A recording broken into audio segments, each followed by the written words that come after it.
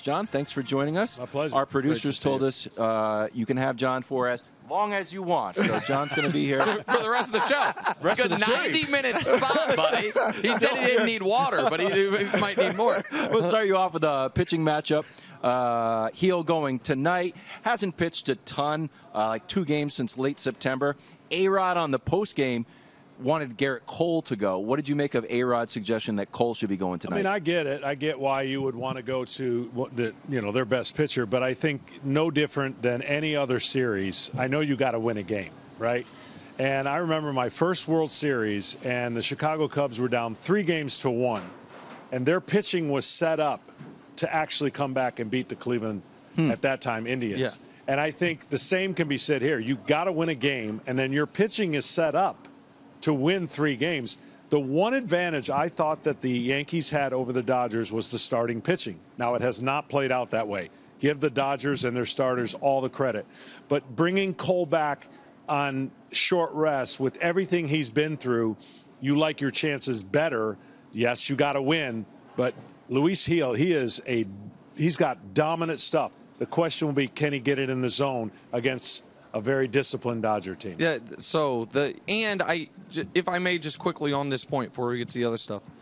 The 1-3-0 comeback in not World Series, but baseball history. Yep. Very famous, obviously. Dave Roberts a part of it. The team down 3-0 had Pedro Martinez, had Curt Schilling. Curt had pitched game 1 and would have been on full rest for game 4.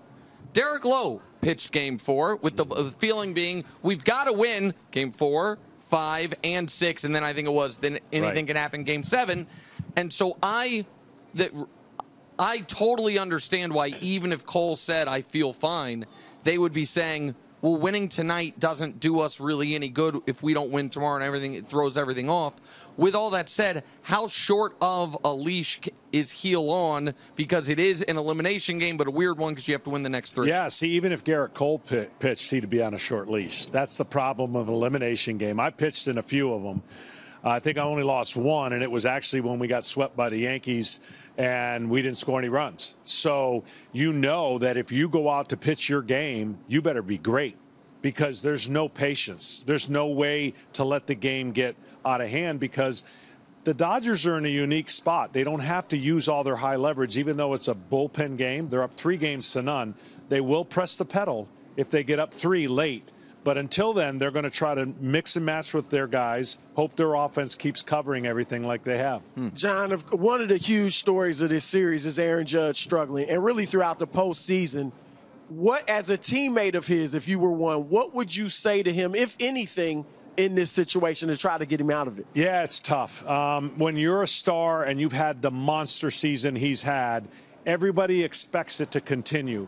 There's interruptions. There's over-magnified attention. It's nothing close to the regular season. When you get out of a funk or in a funk mechanically, you can't snap your fingers.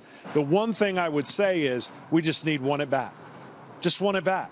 Like, this place will erupt. The crowd, the energy, and the team will go to another level if he steps in the box in the first inning and gets a double or a homer. He's a great player that they are pitching awfully tough, but he is also out of timing. When you're out of timing, it's no different than any other sport. You never want to get exposed, but when other people see it, they're going to keep going to it until you make the adjustment, and it really comes down to the hitter making the adjustment. Okay, so this is what you and Joe were getting into on the call last night. That before we got on the air, when you sat down, I told you I was so fascinated about this conversation. I have 100 questions about it. I won't ask all 100. But explain to the audience or to me how someone gets out of timing, how you're seeing that he's doing it, and then why it is so hard to fix, why it's not, okay, all right, this is a bad game, get in the cage, what it is, because it seems like it's not only every game, every at-bat almost feels the same. Like he's not the Aaron Judge we see in the regular season. Yeah. He's going to swing it, a breaking pitch low and away. He's going to get behind in the count. You see him grinding his teeth, the whole thing. How does it happen? And then I have one follow-up on it. Well, you get in between, and in between can be in 2 different ways. In between in your mechanics, in the foot down, and the timing. Sports is played best when you're calm and when you're comfortable.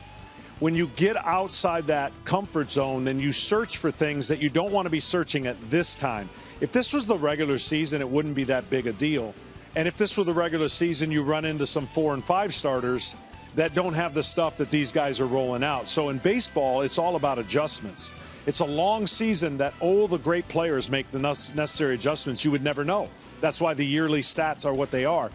But it's no different than any other sport. If the quarterback's missing his timing, if he's not getting his foot down, he's missing passes by this much. In hitting, and you miss by this much, it equates to that much, where the barrel misses the ball. And pitchers who are paying attention, who have the stuff, expose that. You've got to, I always talk about closing a door. Like if a door's open for a pitcher, unless he makes that mistake, you're going to keep going to that spot. So mechanically, as a pitcher, you can't force velocity. You can't force anything. And if you're missing as a starter, it translates the same way. Your misses become, well, we're seeing it. Freddie Freeman has got 4 home runs, and they're all in the same spot. They're misses. And that's because pitchers didn't execute their pitch. So simply put, this great player is so big, and they expect so much of him that the bottom of the strike zone, if you're not on time, you're going to miss pitches. All right, the follow-up is this, the flip side to it. I'm sure there are instances in your career in all these big games where you were on the mound and you knew that guy who's a star is in this type of funk. What are the pitchers thinking, and how are they attacking that, and how do you exploit that? So what happens mentally when you see a crack, like if Mariano all of a sudden came into the postseason and blew 2 saves in a row, there's a crack. All of a sudden the hitters have confidence they would never have. Like, oh man, he's human. So when you see that, you seize it, you're not as afraid. You're not going to tinker, you're going to attack. So that's the difference. When the name on the jersey or the stats or the edge is in the box, the pitcher's on the defensive. He's the one worried about making mistakes. And when it flips and the hitter shows a weakness, the pitcher goes, oh man, I'm on attack. And so it can be that different of a mental approach. It's the same thing when they talk about Ohtani. You remember when he didn't get a hit with nobody on, but he was 18 for 21 with men on? Same guy.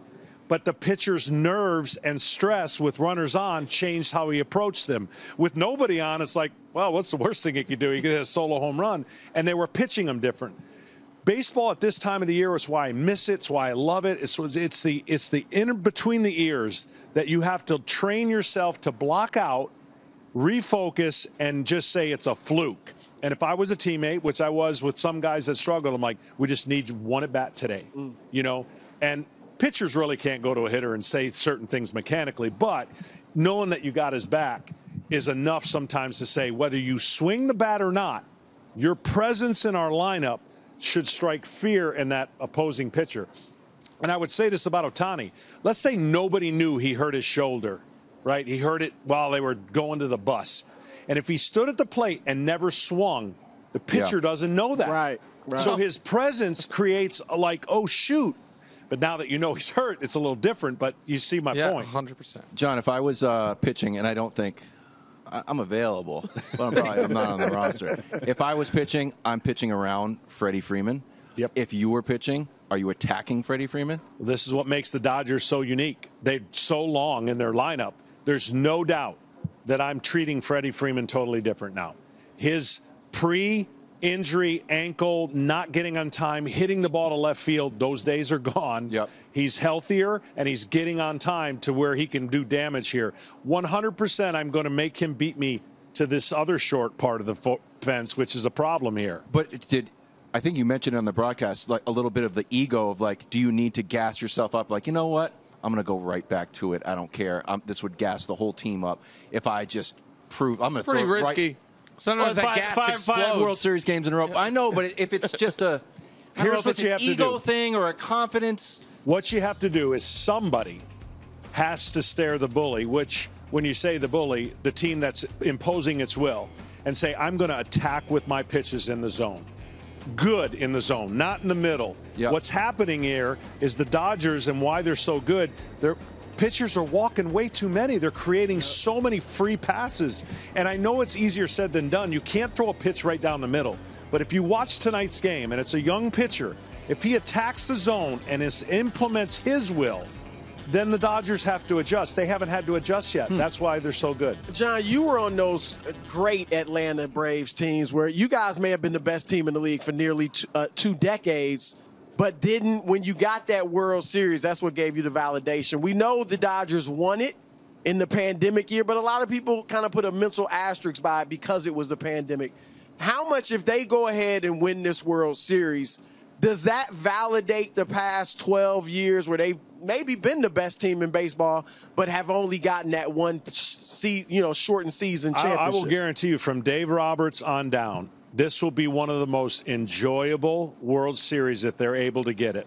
They've had the mountain of pressure on their back. They have been hurt every last 3 years. They got to fix the problem of injuries. They have a roster that can give them more depth.